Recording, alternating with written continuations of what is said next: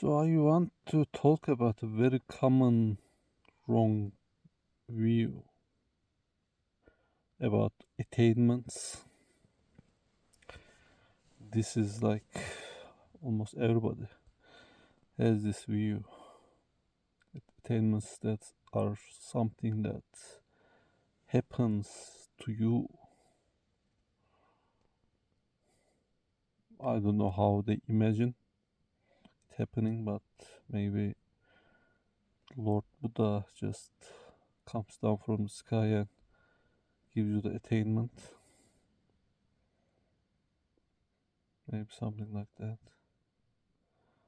Some other religions think God would grant you enlightenment or sainthood.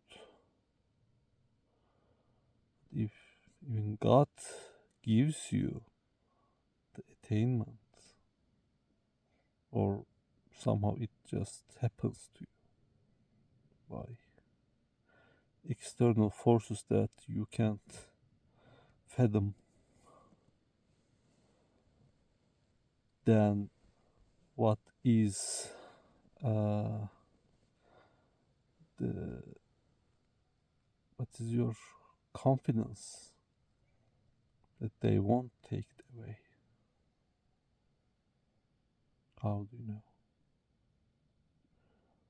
It's given to you. It means it can be taken away.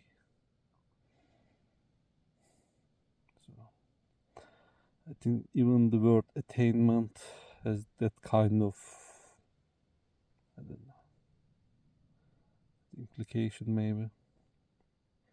It would be better to use the word development instead. So they wouldn't think development happens to them. That would be overtly stupid.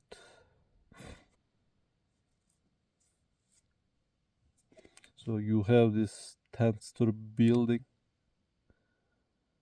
For example, you wouldn't think you suddenly attain that 10-story building.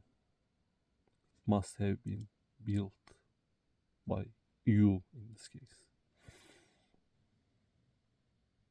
And some people are afraid of enlightenment for whatever reason.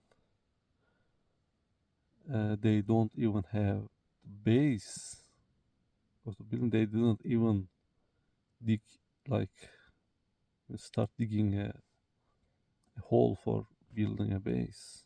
They have nothing basically. And they are afraid that they will wake up and they will have this 10-story building all of a sudden. They are afraid of that. It's like the level of stupidity.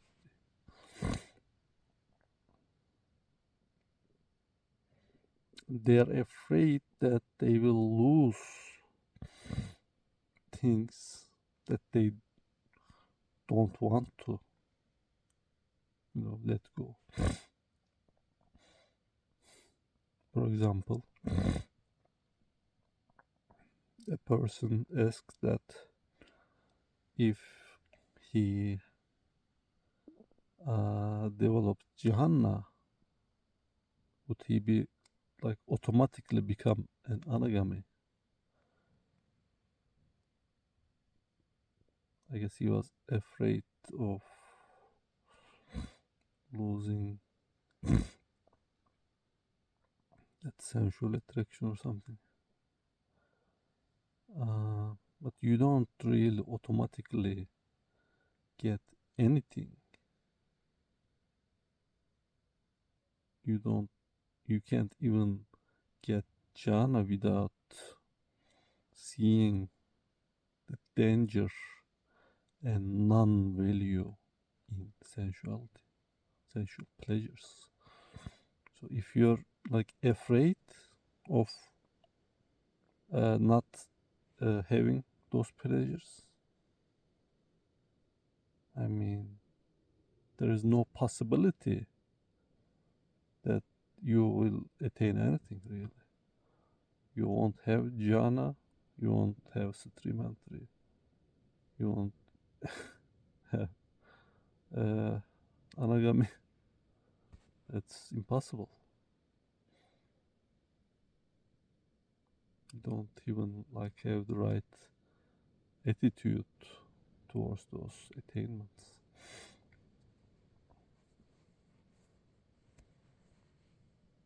So if you read the suttas of those anagamis, for example, it doesn't say that they, suddenly became anagami and then they were magically free of lust and aversion. No. They became stream enterers and they adopted celibacy as a value. And down the road, within maybe a decade or 2 decades, there was like a story about a lay couple. I think either both of them were anagami or the woman were anagami, and he was telling his her husband that if he dies, he doesn't need to worry about her getting remarried because they've been the disciple of the Buddha and they have been celibate while they're married for 18 years.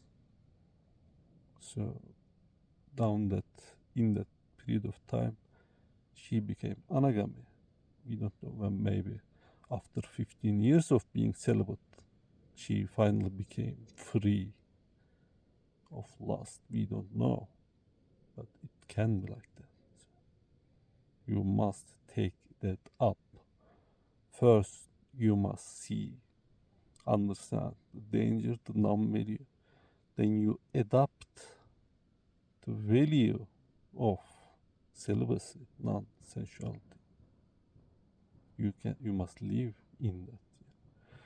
You must establish, your mind must establish in that value before you can even imagine like being free of lust and aversion. You must adopt that by like in value and in behavior for a long time. You are not magically become free of anything really. So you should see all of these as like developments, just refining of your attitudes, refinement of your mind, basically, of impurities.